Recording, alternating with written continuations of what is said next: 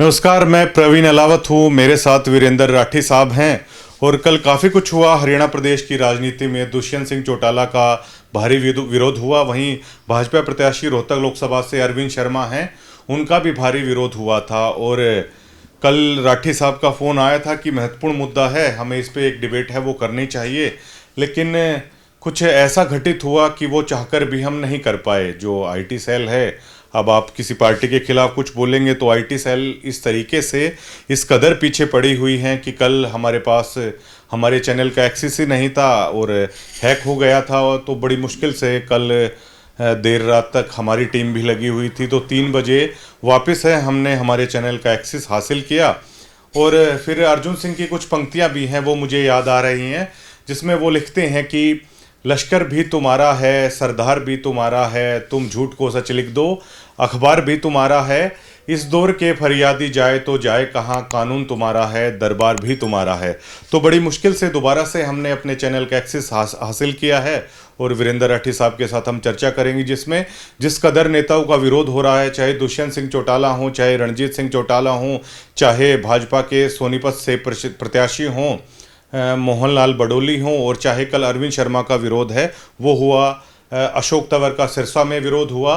तो ये चीज़ें हैं और इस विरोध के कई मायने हैं अपने आप में। क्योंकि दुष्यंत का जो विरोध था किसान आंदोलन के दरमियान, जो इस तरह की बयानबाजी उनकी पार्टी की तरफ से आई थी, जिसमें वो खुद भी थे, अजय सिंह चौटाला भी थे, जो किसान आंदोलन को बीमारी बता रहे थे। और इस साथ ही साथ ये दावा कर रहे थे कि कानून बनाने के लिए होते हैं, वापस लेने के लिए नहीं होते हैं। जब इस तरह के शब्द आते हैं तो उसमें बू आती है तानाशाही की। जबकि लोकतंत्र का मिजाज काफ़ी लचीला होता है, काफ़ी सहनशील होता है। लोकतंत्र के मायने होते हैं कि बेशक से आपने कोई चीज़ लागू कर दी है, लेकिन लोकतंत्र में लोगों को अधिकार होता है उसका विरोध करने का, और उन्हें ये हक भी होता है कि वो खुश नहीं हैं तो उन्हें वापस से लिया जाए। अरविंद शर्मा का विरोध हुआ, उसमें उन्हें कहा गया कि 5 साल तक आप कहाँ थे। ये तमाम बातें राठी साहब से पूछेंगे। राठी साहब, विरोध का दौर है, अब बीजेपी जेजेपी नेताओं का चल पड़ा है। चुनाव से ऐन वक्त पहले इसके क्या सियासी मायने हैं जो विरोध है इनका हो रहा है? और ख़ास तौर से कल दुष्यंत को लेकर किसान बेहद नाराज थे। जो दुष्यंत चौटाला के बारे में बातचीत है, जो किसान आंदोलन के रुझान थे वो अब आने शुरू हो गए। और दुष्यंत चौटाला की तो इस प्रकार की स्थिति कल थी, 2 प्रोग्रामों में उनका काफ़ी विरोध हुआ है। एक में तो वो गाड़ी से उतर करके गाड़ी चेंज करके गए हैं, और उससे ये स्पष्ट हो गया कि किसान आंदोलन के अंदर जिस प्रकार के बयानात डॉक्टर अजय सिंह जी ने दिए या दिग्विजय या दुष्यंत जी ने दिए, जनता मौका आने पर हिसाब सबका लेती है।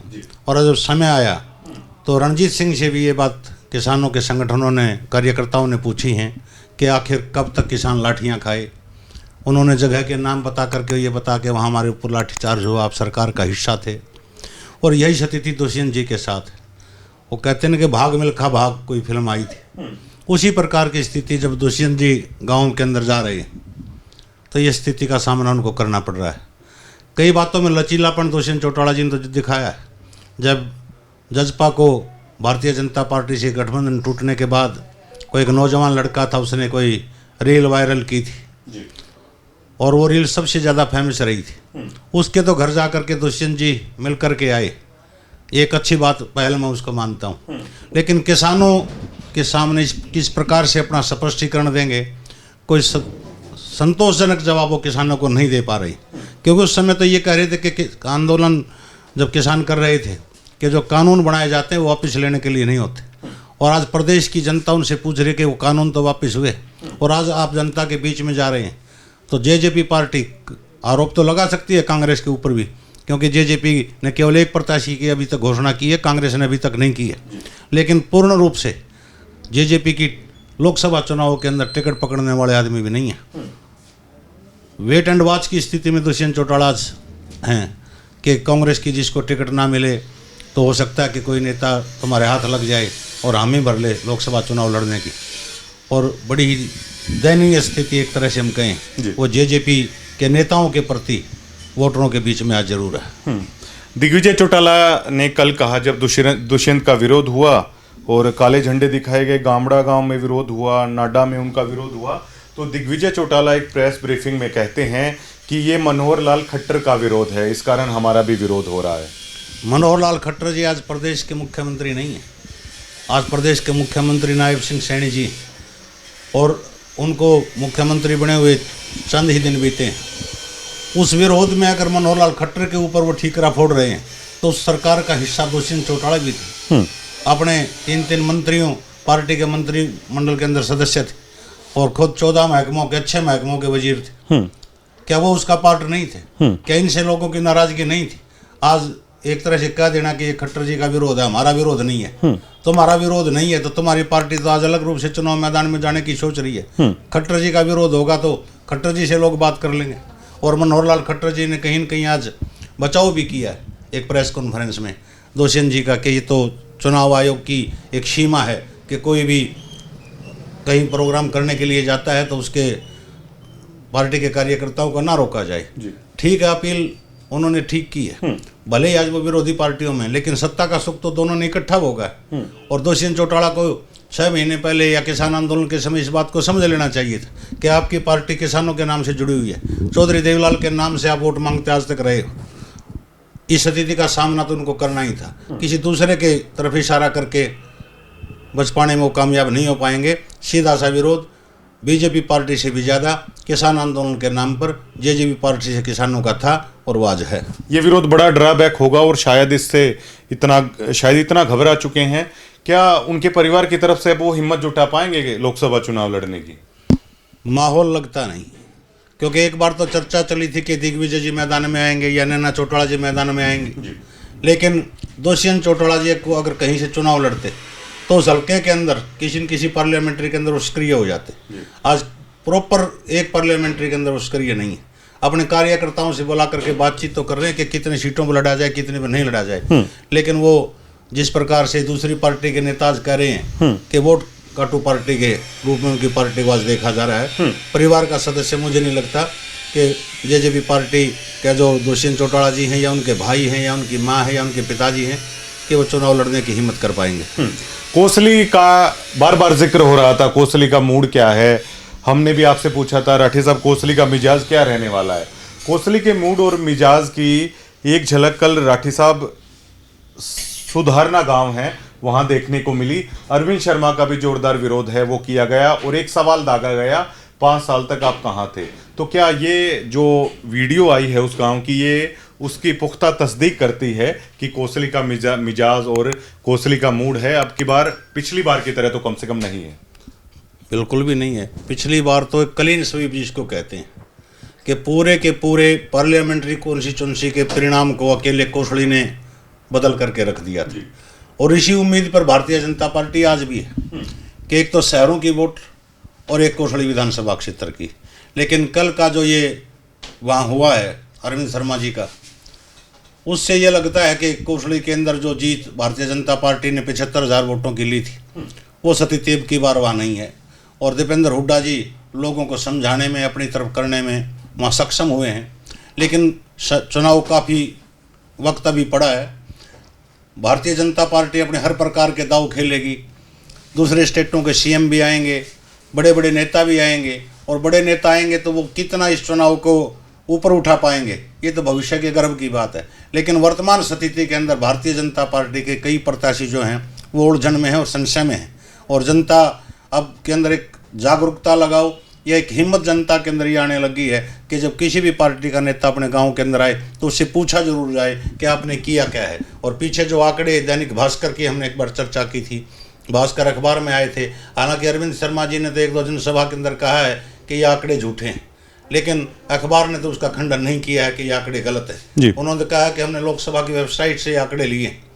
वो आंकड़े भी किसी न किसी गाँव के अंदर अरविंद शर्मा जी से जरूर पूछा जाएगा उस बजट के बारे में कि 4 करोड़ 99 लाख रुपए आप पास करवा पाए और 2 करोड़ 92 लाख रुपए ही आप जनता के हितार्थ जनता को दे पाए, तो बाकी का पैसा कहाँ गया? या आपने एक्शन क्यों नहीं लिया समय रहते हुए? 5 साल का समय कोई थोड़ा अरसा नहीं होता, बड़ा लंबा समय होता है।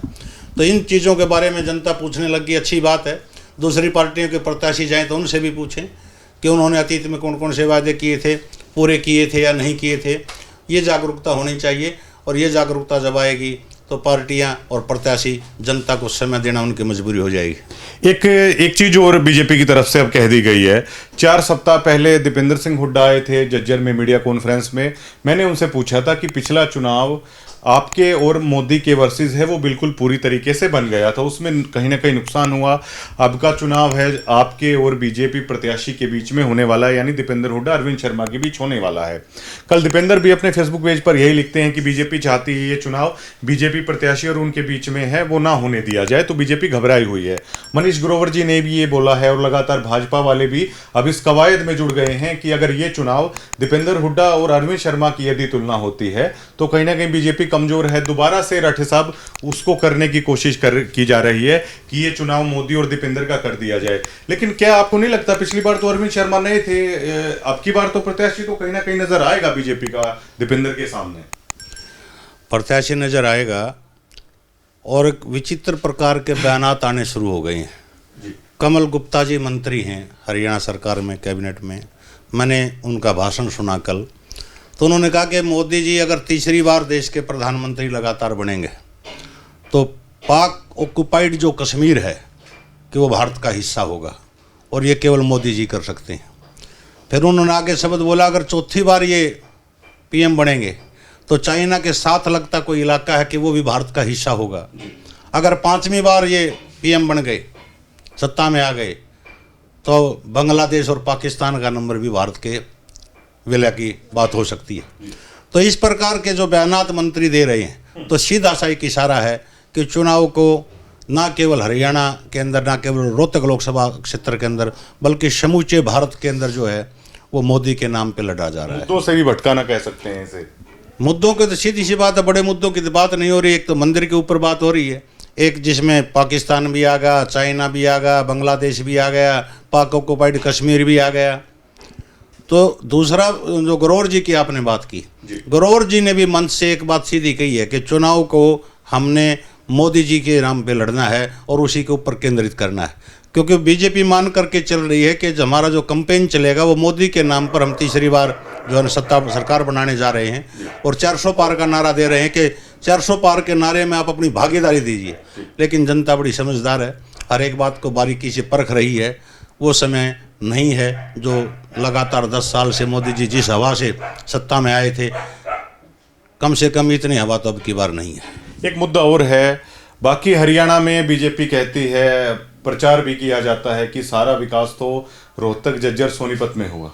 ये मुद्दा अब की बार गले की फांस बनेगा। अगर सारा विकास रोहतक जज्जर सोनीपत में अगर हुआ है तो भाजपा का दावा यहाँ से कमजोर पड़ जाता है। तो कहीं ना कहीं जो शीर्ष नेता आएंगे उनके लिए भी काफी अब की बार राठे साहब रोहतक लोकसभा के लिए एक चिंता की बात क्या बनी हुई है? दीपेंद्र हुड्डा जी बार बार जनसभाओं के अंदर एक बात कहते हैं कि मुझे पिछली बार चुनाव में हार का इतना गम नहीं है कि एक चीज को लेकर के मैं बेचैन हूं कि जब अरविंद शर्मा जी ने कांग्रेस पार्टी छोड़ी थी तो ये कह करके छोड़ी थी कि भूपेंद्र हुड्डा जी ने विकास का जो काम किया वो रोहतक झज्जर और सोनीपत के अंदर ज्यादा किया है जी, बाकी हरियाणा के अंदर नहीं किया जी।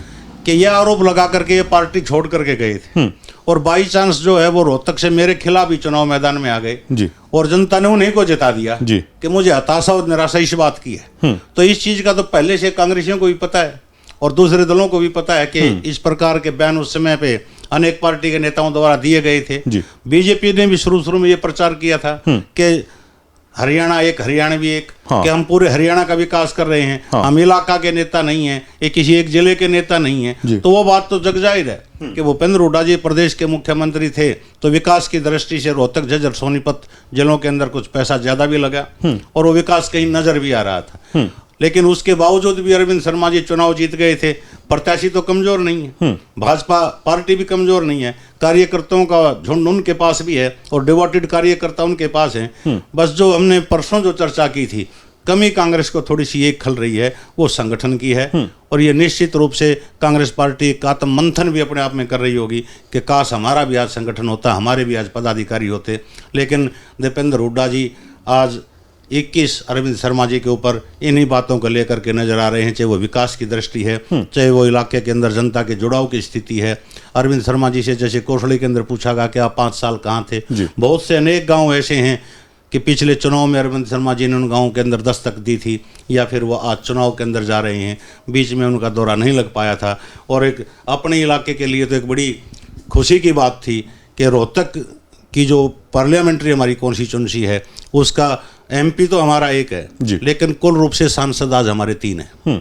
एक सांसद तो खुद अरविंद शर्मा जी ये पिछले 5 साल से लगातार रहे हैं, जो आज चुनाव मैदान में हैं। और एक जो चर्चा हम कर रहे हैं कि दीपेंद्र हुड्डा जी चुनाव मैदान में फिर आएंगे कांग्रेस प्रत्याशी के रूप में।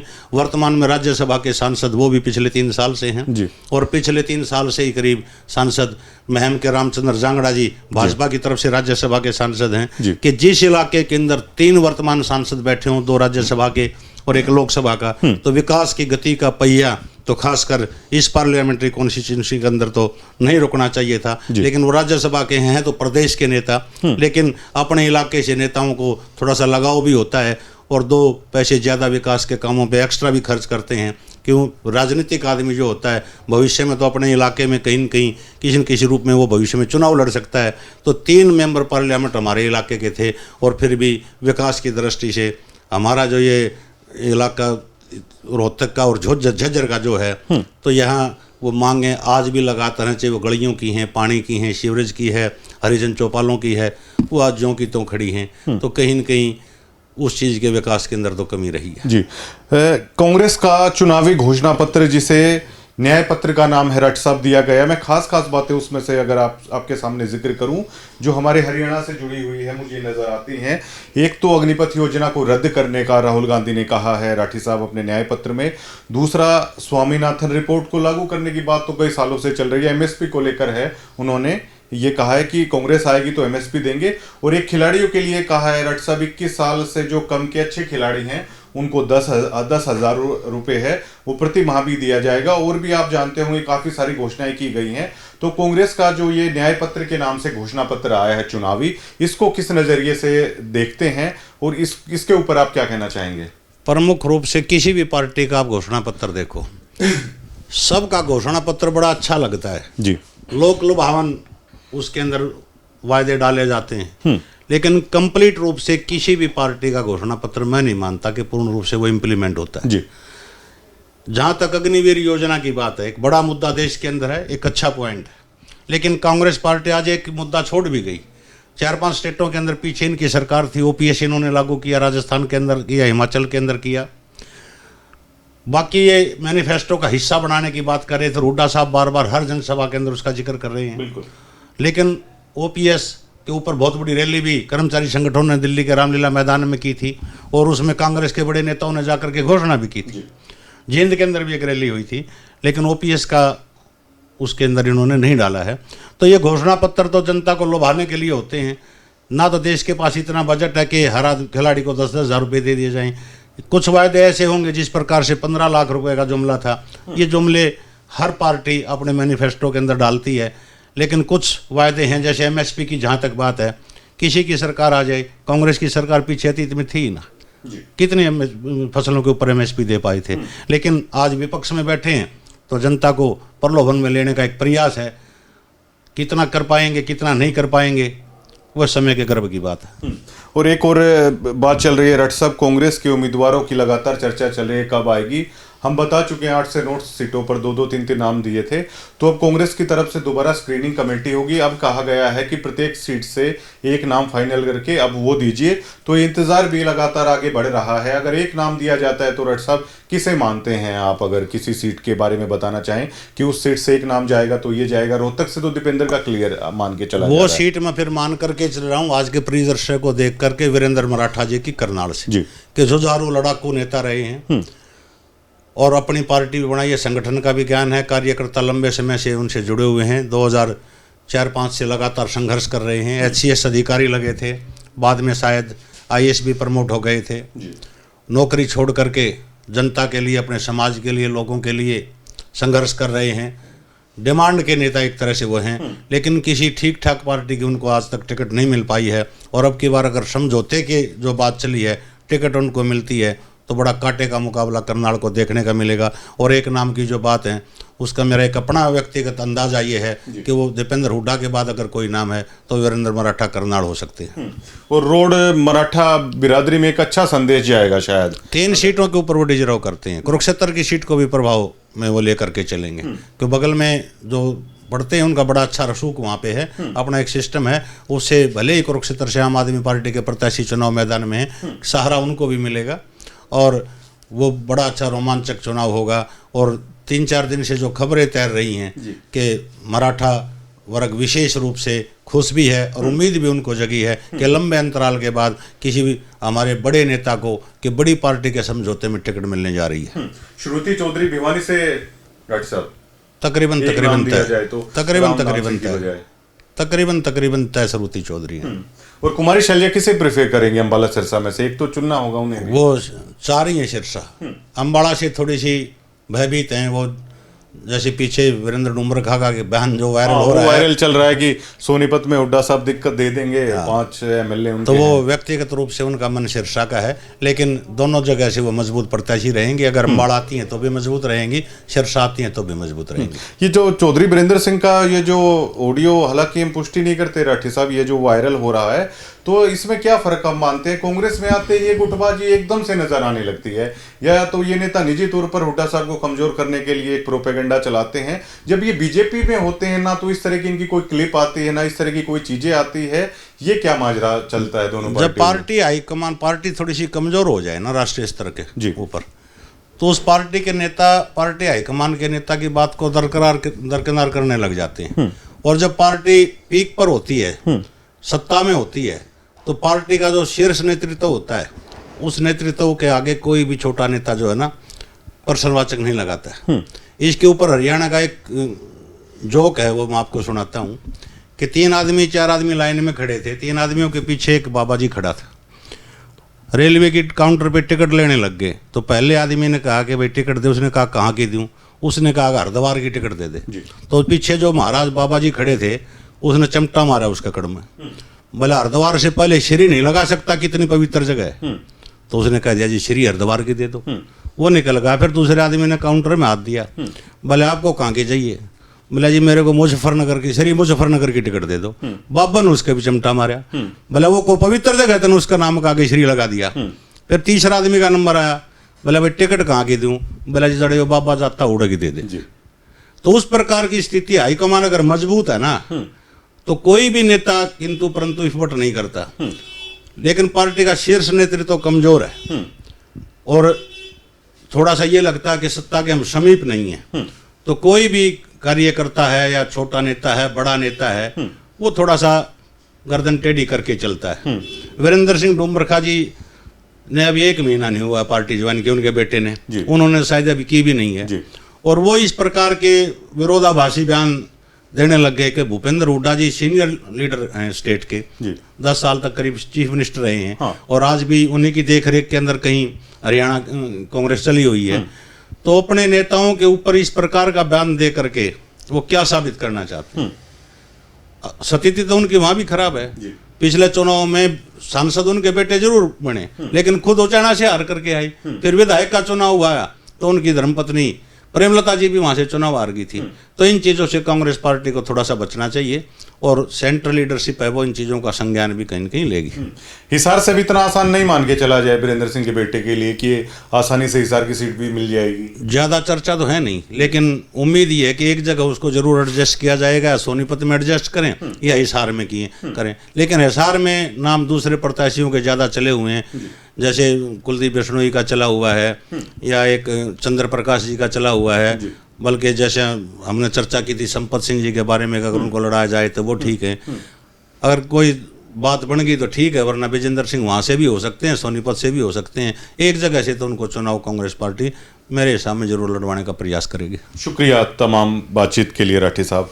तो ये आज राजनीतिक चर्चा की थी, कल हम कर नहीं पाए क्योंकि चैनल को हैक कर लिया गया था। जिस तरीके से नेताओं का विरोध चल रहा है, चाहे दुष्यंत चौटाला का हो, अरविंद शर्मा का हो, चाहे मोहनलाल बडोली का हो, चाहे अशोक तंवर का हो, चाहे रणजीत सिंह चौटाला का हो, तो तमाम इन बातों पर भी चर्चा की है। कांग्रेस का जो चुनावी घोषणा पत्र है जिसे उन्होंने न्याय पत्र का नाम दिया है, उसकी भी तमाम पहलुओं पर चर्चा की है। और खास तौर से अब कांग्रेस के जो उम्मीदवारों का इंतजार था वो जो लेट वो हुआ जा रहा है, लेकिन ये आखिरी पड़ाव होगा लेट करने का भी, क्योंकि जो फाइनल एक नाम है वो कांग्रेस आला कमान की तरफ से मान लिए गए हैं। उसके बारे में राठी साहब मानते हैं कि अगर एक नाम की बात है तो रोहतक से दीपेंद्र सिंह हुड्डा, तो उसके बाद करनाल से वीरेंद्र मराठा जी का नाम है वो सबसे ऊपर चल रहा है, और लगभग लगभग फाइनल हो जाएगा कि वीरेंद्र मराठा जी को, जिस तरह वो आश्वस्त भी दिख रहे हैं, वीरेंद्र मराठा जी का नाम है फाइनल किया जाएगा। और कुमारी शैलजा सिरसा से चाहती हैं अंबाला की बजाय, और भिवानी से श्रुति चौधरी को जहाँ तक है उनका दावा काफ़ी मजबूत होता दिख रहा है। तो तमाम पहलुओं पर हमने चर्चा की है। सबकी खबर टीवी को आप लाइक करिए, सपोर्ट करिए, शेयर कीजिए और आप देखते रहिए लगातार हमारे चैनल को। शुक्रिया।